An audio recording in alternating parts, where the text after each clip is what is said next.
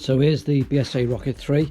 I bought this as a winter project to restore it in winter 2021. I decided to commission it, and as part of the commissioning process to get it registered.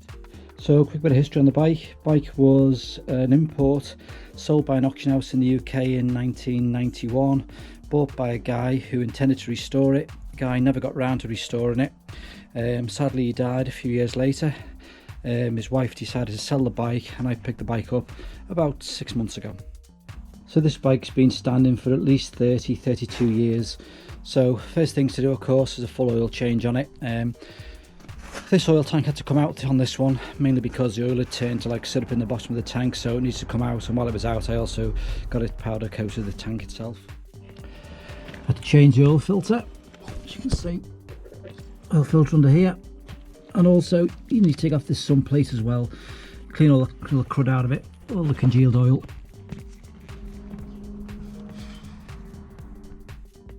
So this is the oil filter that came out of it. It felt a bit when I took it out, but it looks to me to be probably an original unit. Quite rare to see an original oil filter these days in an old bike, especially a 1969 vehicle.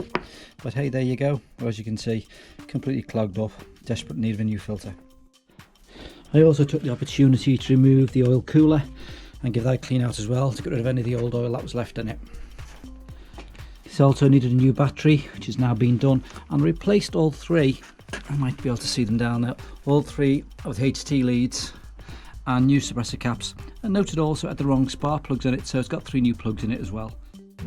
Had to do the timing on the engine, and it was interesting because it's been a while since I've done 3 sets of points with 3 sets of adjuster plates.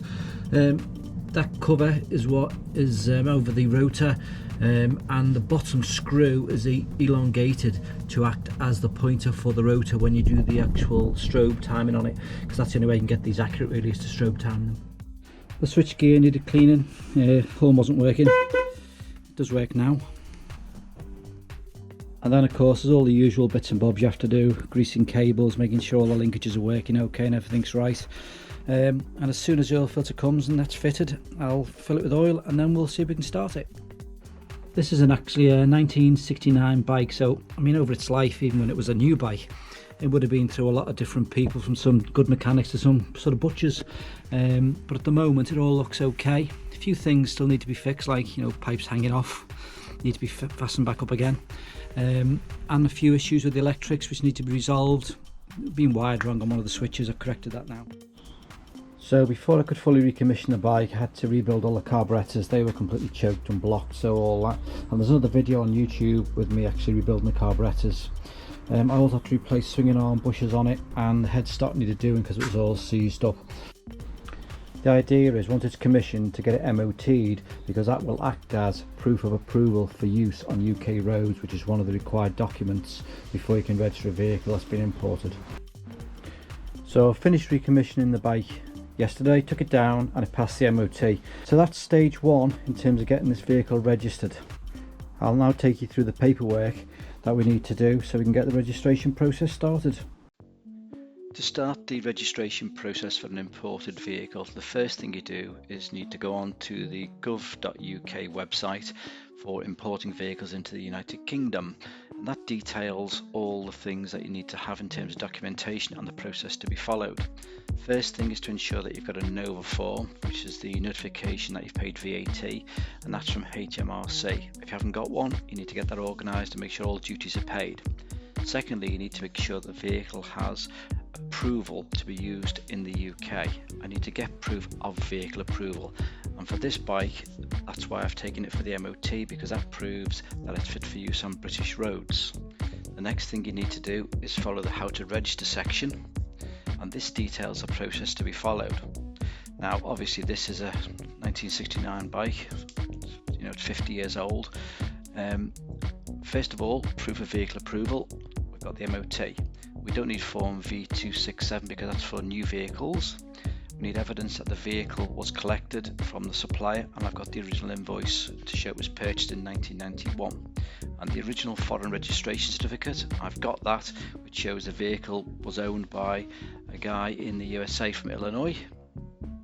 Having the original registration document avoids the need to actually go to any of the enthusiast clubs or whatever to prove date of manufacture of the vehicle, because obviously it's dated on the actual original logbook. You then need to click on the link registering a vehicle, and this brings up the next series of actions you need to take.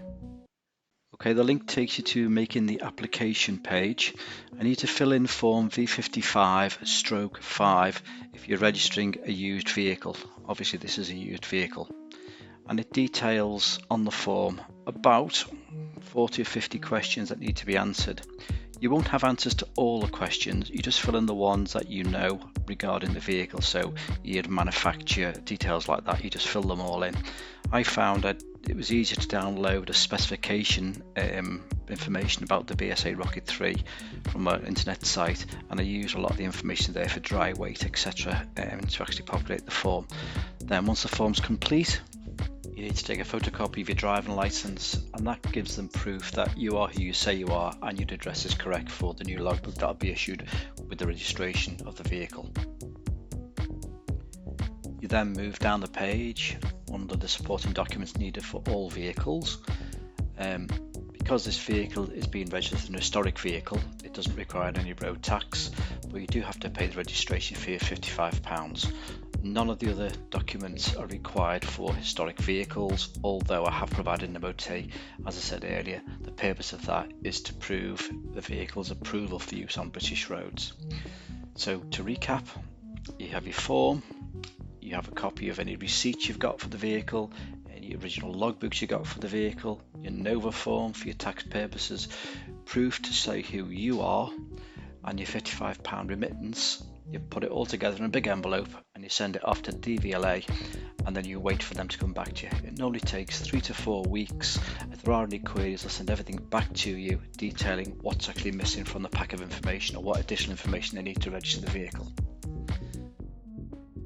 So it's been 3 weeks since I sent all the forms off to DVLA, and this morning the V5C, the vehicle's logbook, arrived in the post. Checked all the details in the V5C document, make sure it was all accurate. The most important one being, of course, that it's an historic vehicle, which means that it's zero cost to road tax it. So that's how you recommission and then register an imported vehicle. I hope you enjoyed the video.